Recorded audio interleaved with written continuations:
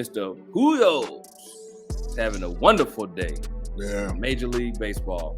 I know that's one of your big things, Bobby. So, chime us in on it, man. Feed us in on what's going on in the Major League Baseball world. Yeah, man. It's so Albert Pujols, man. He is 42 years old, and the thing with him, he's at 690 home runs right now. So he's he's back with the Cardinals, the St. Louis Cardinals, the team that he started with. He signed the original 10-year deal. It was $254 million contract, and then he got released back in his 33. So this is kind of a career resurgence, just like your boy Tom Brady.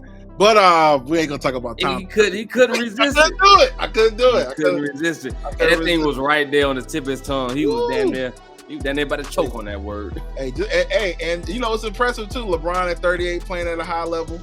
So that's another one. But back to Albert.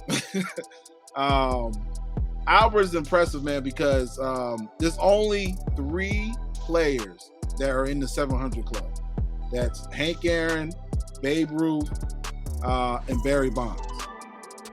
So Barry Bonds leads the way at 762.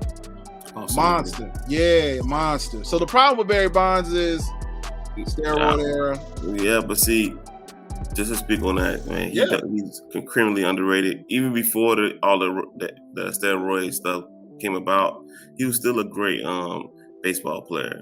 Yeah. To me personally, he should be in the Hall of Fame, but it is what it is. Mind you, the steroids was kind of legal back then because it wasn't an issue. Mm-hmm. But to each his own. That's a good point.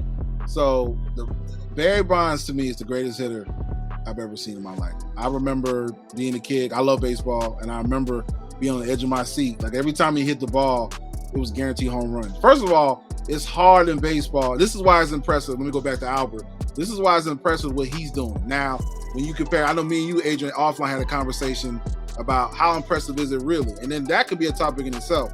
But when you compare it to like basketball and football, it's more athletic. So I'm more impressed by somebody like a LeBron or a Tom Brady or somebody that's, Tom, because he only plays offense, but still he had to take those hits. But it's a little bit more impressive because you got to be a little bit more.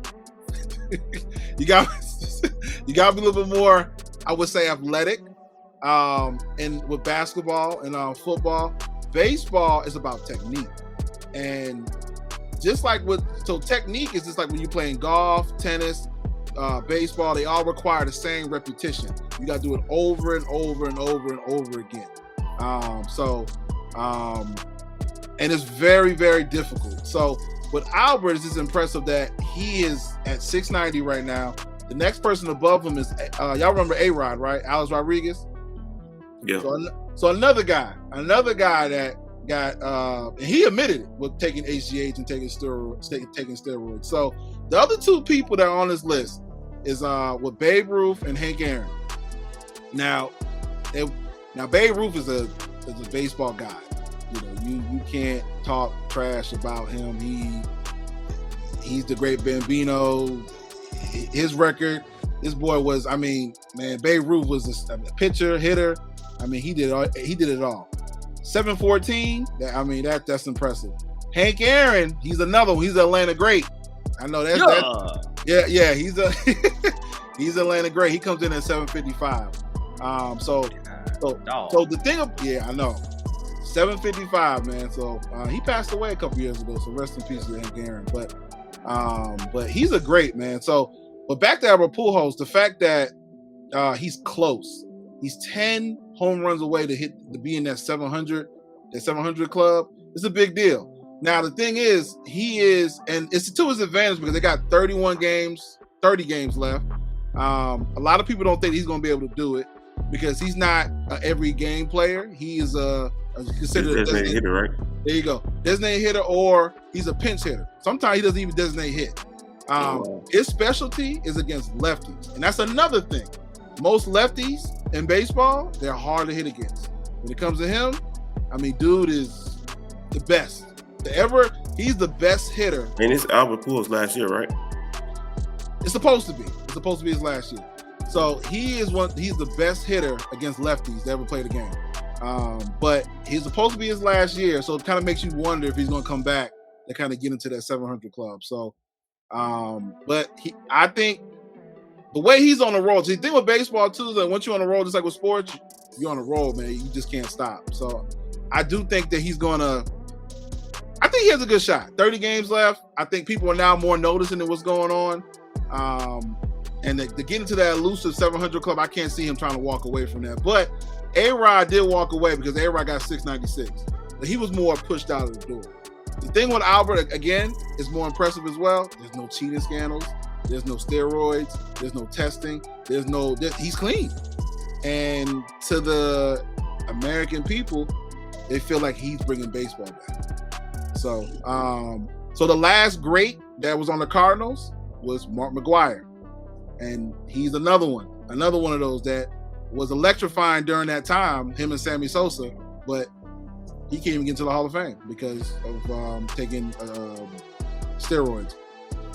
So it was actually illegal in the 90s. That makes sense. Huh? It don't make sense to me, but okay. See, okay, so what happened was, you're right. It was legal, but man, that's a whole different topic. It was legal. Yeah. It was legal. I don't want to jump down the rabbit hole today, but I just feel like, such as a great like Barry Bonds not in the Hall of Fame. Yeah. You know what I'm saying? That's disappointing. Barry should be in the Hall of Fame. You know what? I'll say this, and this for baseball, this is just for me, and most people would agree at this point. A lot of those people who don't keep in the Hall of Fame, those are people that are like the old school of like how baseball is played. To me, Pete Rose should be in the Hall of Fame because Pete Rose he gambled on the game, and that's a sports taboo, period. But he should be in the game because he's another great. Barry Bonds for damn sure should be in the Hall of Fame. Mark McGwire, Sammy Sosa, Roger Clemens, all of them should be in the Hall of Fame. It takes. Why Roger Clemens not in the Hall of Fame? He took steroids too.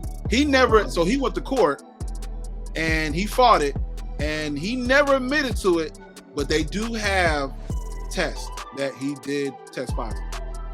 So it's like it's like with the whole Deshaun Watson thing. You can't run away. Once certain things get out about you, you can't run away from it.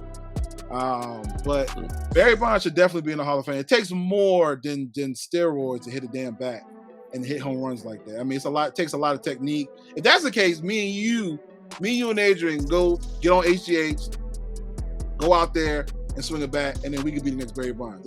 It doesn't work like that.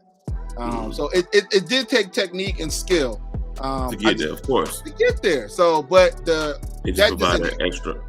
Yeah, it enhanced it. But this is the other thing too, Jeff. I could talk about this baseball shit all day, y'all, because I love baseball. but what a lot of people like A-Rod took, and this is why he said he took, and I believe him. He started taking steroids because naturally, when we get older, our bodies take longer to recover. He signed a 10-year contract. He left the Mariners because the Seattle Mariners was his first team. He left the Mariners and he went to the Texas Rangers before he was a Yankee. And he That's signed. He got a huge contract with the Mariners. With the Rangers. Yep. 10-year deal. 200 million. I think it was like 209, 210. He signed the deal, and all of a sudden he was a skinny little guy, and he got bigger. He was real fit, real plump. Mm-hmm. So years later, he admitted that it wasn't just because he wanted to hit the most home runs or get hits. His body wasn't recovering fast. And he felt the pressure because he was one of the ones that signed the first mega deals in baseball. History. Yeah, you remember that. So a lot of those players, they didn't do it just because they want to put stats on the board. Some of these players did it because their bodies were failing them, and it helped them rehab quicker, and it helped them get back on the field so they can produce for their team because they felt the pressure of because they signed a big contract at the face of the team and they wanted to produce for their team. But we kind of bring it back full circle with Albert Pujols, man. It's just impressive what he's doing. He's at 690. He got 10 more to go. If he doesn't hit it this year, I do believe he'll come back next year because come on, man. They're going to sign him probably to a 1-year deal because he's on a 1-year deal right now. Why not sign to another 1-year deal? I mean, he's 42 years old playing the game. He come back as a pinch hitter, a DH, or the designated hitter like he's doing now. To get into that illustrious 700 club, man, is rare. And then not to have any stain on your name, no steroids, no cheating. I mean, he's pure. He could be ranked above Barry Bonds just because of that. So, let me ask you this: if you was a betting man, how much would you bet that he'll come back if he doesn't hit 700 this year? Like percentage, like from or scale 1 to 10. Yeah, just on a scale 1 to 10. If you was a betting man, would you bet him 10 be the best, least be the one, 1 be the least? Would you bet that he'll come back with 30-something games left with 10 home runs to get him to 700? Or let me ask you this: looking at his schedule and where they're ranked, do you think he has a shot? I do. Yeah, I do, man. 10 home runs. He's on a roll. He's hit 3 in the last 3 games. So he's on. I mean, it's his specialty. So I mean, I do. But I think to get into that club, I mean, he could have retired last year, 2 years ago. I mean, his legacy was already cemented. I mean, he's going to be in the Hall of Fame before he even. I mean, he started. Think about it. He started this season at what 650, 660. So I mean, even the year before that, he could have retired. He should have retired. To be honest with you, because he wasn't really producing. But he's kind of had this resurgence. And I also called me. I pray.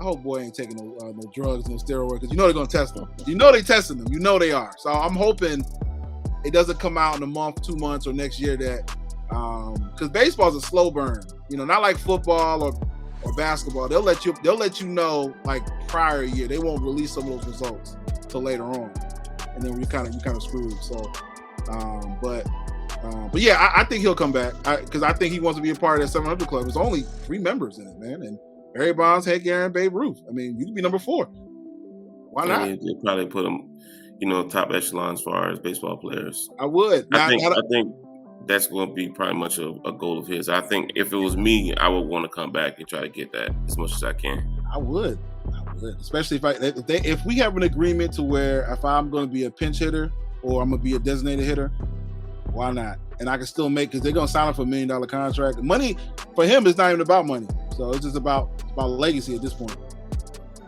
Gotcha. That's a good one. That was a good one, man. I really want to see if he can do it. But if he doesn't do it, I definitely wait to see him come back the next year just to see if he'll be able to make it. Like you said, man, I mean, that's a good legacy to leave behind. Mm-hmm. Yeah, so, and then talking about legacy,